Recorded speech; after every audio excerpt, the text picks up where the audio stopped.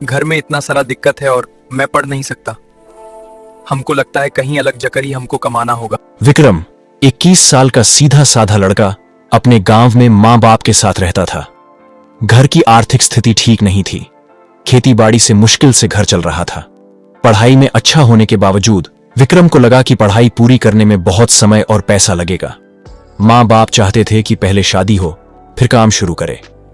विक्रम की शादी अंजलि नाम की लड़की से हुई। अब तो शादी हो गया है, हमसे बताओ कितना खुश हो। मैं बहुत खुश हूँ, लगता है जिंदगी का मेरा सफल हो गया। दोनों गरीब लेकिन मेहनती परिवारों से थे। शादी के बाद कुछ ही दिनों में विक्रम को एहसास हुआ कि घर के खर्च और कर्ज का बोझ बढ़ गया है। विक्रम ने फैसला किया कि उसे बाहर जाकर काम करना पड़ेगा। उसने अपने गांव से एक पुरानी ऑटो ली और दिल्ली चला गया। दिल्ली में सबसे पहले उसे रहने के लिए कमरा ढूंढना पड़ा। मकान मालिक विनीता एक बिजनेस वूमन थी और उन्होंने विक्रम को सस्ता और साफ कमरा किराए पर दे दिया।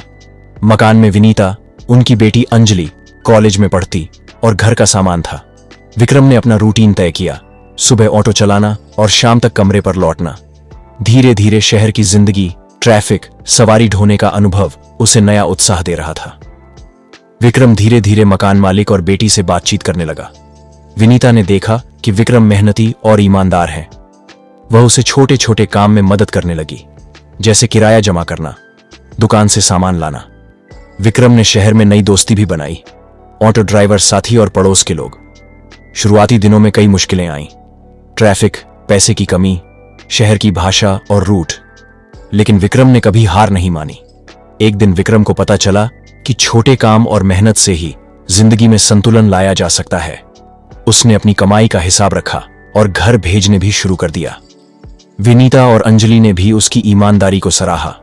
धीरे धीरे विक्रम ने देखा कि इंसान की मेहनत और नैतिकता ही उसकी सबसे बड़ी पूंजी होती है। धीरे धीरे अंजलि और विक्रम में स्नेह और दोस्ती बढ़ी। यह प्यार साफ सुथरा और ईमानदार था। कहानी में रोमांस नहीं, बल्कि इमोशन, बॉन्डिंग, ट्रस्ट पर फोकस है। विक्रम ने देखा कि शहर में काम करने के साथ साथ लोगों के बीच विश्वास और मदद भी जरूरी है। एक दिन ऑटो में सवारी करते हुए उसने एक बुजुर्ग को मदद की, जिससे उसकी छवि पूरे इलाके में अच्छी हुई। विक्रम का जीवन अब व्यवस्थित और संतुलित हो गया। उसने सीखा कि किसी भी परिस्थिति में ईमानदारी और मेहनत का रास्ता सबसे बेहतर है।